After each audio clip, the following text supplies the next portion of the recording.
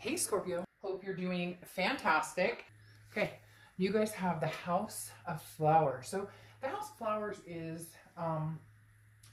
if you build it, they will grow, basically, or if you build it, they will come. Kind of like if you've ever seen the movie that I'm talking about, that I'm referring to with that, because this talks about, you can have anything you want in life for the most part if you dream it. If you, this is, this is making sure that you embrace the joy of life and the power of nature and diversity and beauty, and knowing that, hell, if you want a house of flowers, you can have a house of flowers. Or if you want your ex back, you can have your ex back. If you want somebody new, you can have somebody new. So just embracing the fact that, your wishes can be, can come true regardless of what you want if you,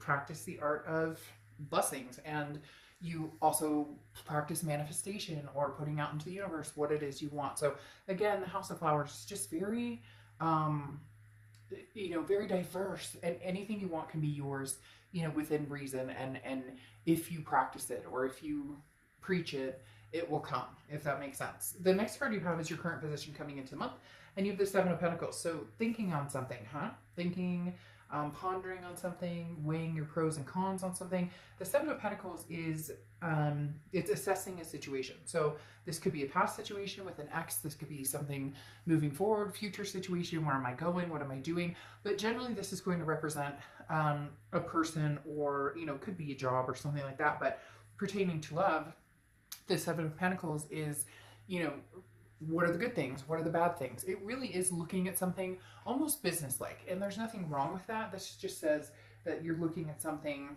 instead of just with the heart and, oh, but I really love this person, I miss this person. Looking at it with, looking at the reality of it. Could we make this a house of flowers? Or, is this something that doesn't, are we putting a particular flower in the desert and hoping that it grows, if you get my point. So again, this is you rational thinking, rational, just very business-like. And I know that doesn't sound very romantic, but it really is what it's coming down to with this other person, just because it's not a question of whether you love them or they love you. It's a question of, is this healthy? And is this healthy for the people around us? Kids, fur babies, family, etc. This is gain. But it's also being very patient in what's to come. So there is an ending that could be very positive, but again, it's baby steps, baby steps. The next card you have is how you're feeling coming into the month, and you have the High Priestess. Now, the High Priestess is very much a card of, you don't need to rush. There's nothing that needs to be rushed right now. This is understanding that the universe will guide you when the time is right. I love the High Priestess because this makes me feel like the universe has my back. The High Priestess always makes me feel like somebody is watching out for me other than me. And I've always believed that. Obviously, in tarot, that's something that's very significant. But the High Priestess always tells me, hold your horses. Don't rush. You don't need to act. No decision needs to be made right this minute. You'll know immediately when the time comes that, it's ready to, you're ready to steer the course, you're ready to move forward. So watch out for this month. Watch out for instincts or any signs that tell you which direction to go, because you may be overthinking this with this business-like mentality of pros and cons and this and that, versus a clear path or a clear answer that you already have that maybe you're not paying attention to. The next card you have is your distant past, or the past 5-10 years. Could be throughout your childhood. Broken heart. You have the Three of Swords, and the Three of Swords is a broken heart. The Three of Swords is pain. It's despair. It's anxiety. It's all of the above that goes into a breakup, or that goes into losing somebody very dear to you. And I'm not talking about physically. I'm talking about, this could be a parent's divorce. This could be, a parent who abandoned. This could be, a love of your life that you guys broke up and you still think about this person. Whatever this is, for some reason it's popping back up this month. It's not going to be as painful, but you are blocking out a lot of the emotions with this person because the Seven of Pentacles. You're leading with this card, which again takes a lot of the emotion out of it. The Pentacles Pentacles are earth, and the earth signs generally tend to be, you know, as a Scorpio, you are, you know, you carry water, but you're also, it can be kind of earth-like as well. Well, you can be a lot of different signs. Whereas like Cancer is very, very, very emotional. Scorpio, you can be emotional, but you're also good at building the wall when you need to build the wall. So that's where the Seven of Pentacles comes in, that earth energy. And, you know, oftentimes a lot of earth signs will look at things without the emotion because they know that emotion can run wild and can be sometimes, as I said before, the love is there. There's no doubt about that. It's just a question of whether it's healthy or whether it's something that won't grow into a toxicity again. The next card you have is your immediate past. So over the past few weeks, past month or two, and you have the Ten of Pentacles. So, I mean, you really want a certain kind of set of steps in your life. For a lot of you, it's marriage. For a lot of you, it's kids. For, you know, a lot of you, it's just somebody to spend, you know, the rest of your life with, or whatever it is for you. The Ten of Pentacles is a legacy, okay? The Ten of Pentacles is saying, this is where, you know, I rest my hat. This is the person that I want to spend the rest of my life with. This is either somebody that you're going to meet, or obviously somebody who's coming back in. This person, there is a person coming towards you that's coming back in from the past, but there is this heartbreak here still. So that's where I'm wondering if this is, you know, something that you still have that wall built up, and you may not be able to break that down right now. So this Ten of Pentacles is more of, this is what I've decided I want in life. This is where I want my life to be. I want to get married, or I want to have kids, or I want to adopt fur babies, whatever it is for you. You know what it is you want. You're just not sure who you want it with. The next card you have is your distant future. So over the next few months, and you have the King of Pentacles. Now the King of Pentacles is stability. This is somebody who knows where they're going, knows what they want. Now, Scorpio, this feels like this is a mix of your energy and possibly somebody else's energy, because again, the King of Pentacles is very, you know, I know where I'm going. I know what I'm doing. I know where I want to be in life, and that stable picture. I think that's why you're being such Seven of Pentacles energy, where it's not leading with the emotions, because if you're saying, I want to move forward with confidence for the first time ever, not ever, but for the first time in a long time, you're very calm. You're pushing through any challenges. The thing about the King of Pentacles is this is somebody who's overcome worrying about whether they made the right decision. So this tells me that, you know, regardless of whatever decision you made, it's the best for you right now. People are so worried about, you know, if I decide that I don't want to be with so-and-so right now, I'll never be able to be with them again. And that's not the case.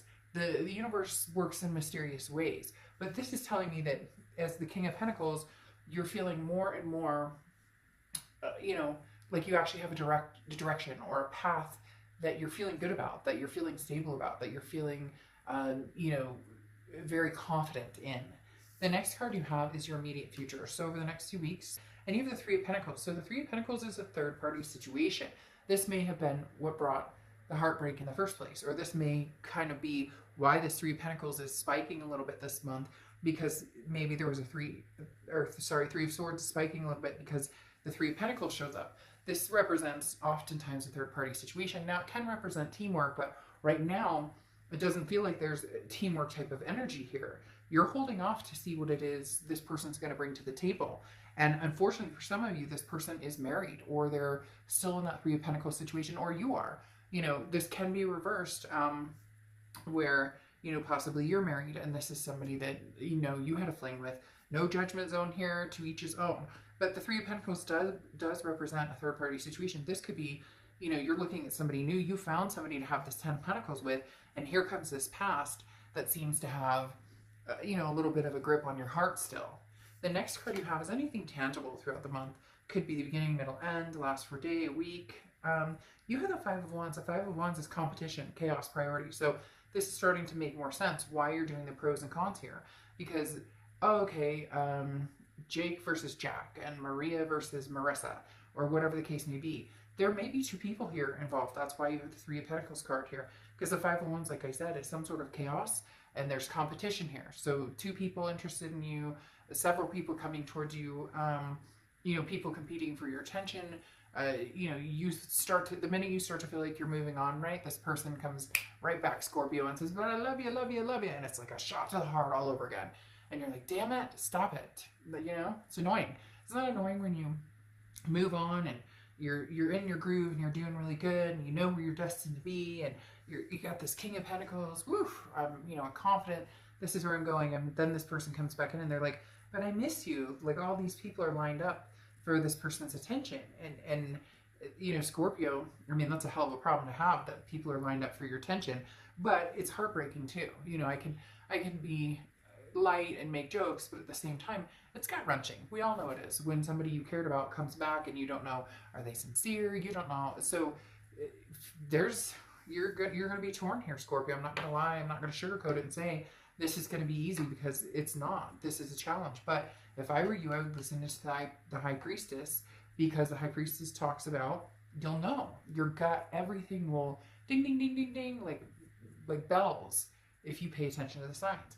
The next card you have is anything you're feeling throughout the month.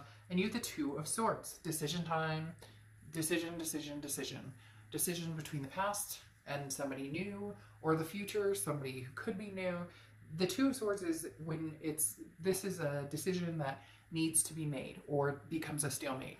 This is a decision that either you need to cut off that past energy completely because it keeps interrupting, or you know, you need to decide, okay, I want to give the past another chance. Now, entertainment purposes only, do what you want to do. I'm not here to tell you what to do, but the Two of Swords combined with this competition, combined with the third party energy, talks about people, different people vying for your attention. Now, this could even be your kids versus an ex. Maybe your kids hate this person and you love this person.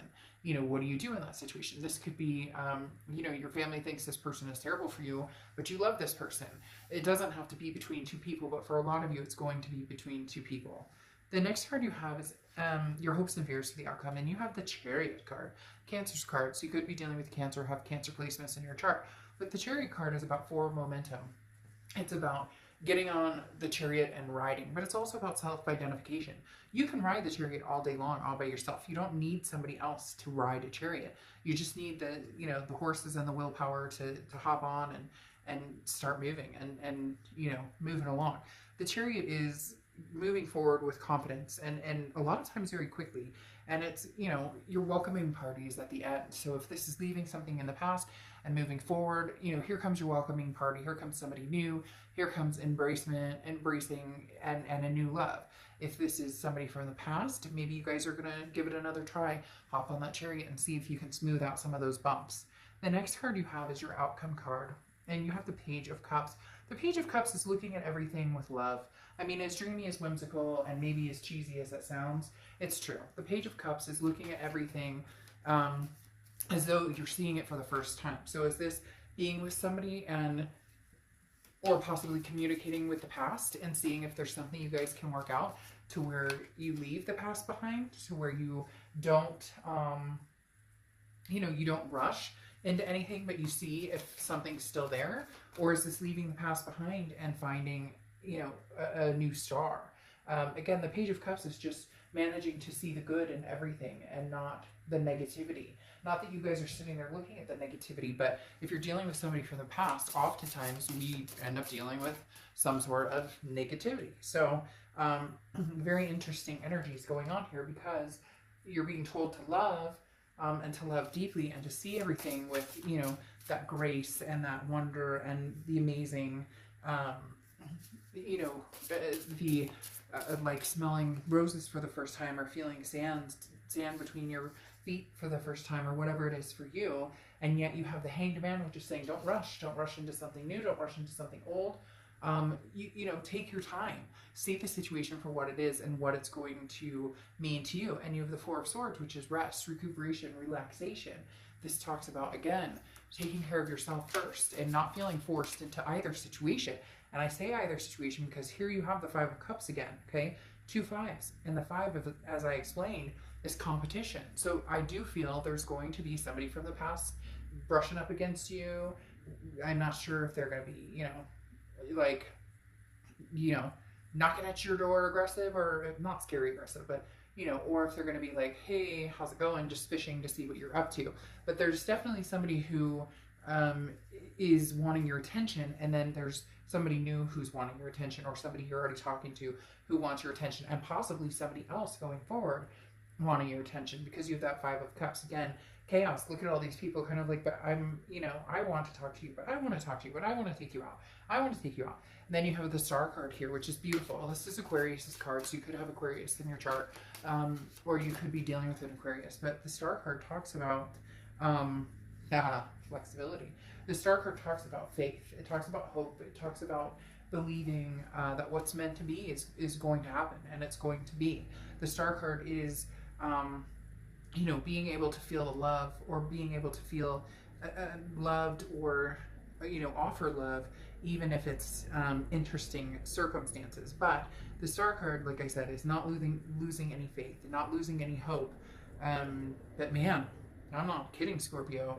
You guys are on fire. I don't know, did you, you've been working out a lot, new shade of lipstick, something going on? Because, this right here, just like, slow down. Wait, they're even crawling up her. That's kind of interesting. And then you close out here with flexible. And I think that's very important, because this means, open-mindedness, being adaptable, okay? And not compromising. So what's important to you, and who offers what to you, and what, if the past isn't going to work, then there's no room for flexibility there, unfortunately. If you think the past could work, then maybe you can be flexible, in juggling these situations that are coming towards you. Again, I think a lot of you are going to have some major decisions to make, and, there's no decision, like the King of Pentacles says, there's no wrong decision. Even if you think, I'm telling Billy Bob goodbye, or Shirley Sue goodbye forever. It doesn't always have to be forever. Be confident in your decisions, because at the moment, that's what your heart, your head, your instinct, all of that is telling you. And make sure you listen to the universe, like I said, because it's often very loud and clear, and the path. It's just, do we choose to take the path we know is the direction that maybe is the best for us at that time. So, Scorpio, I will see you soon. All right, have a good day.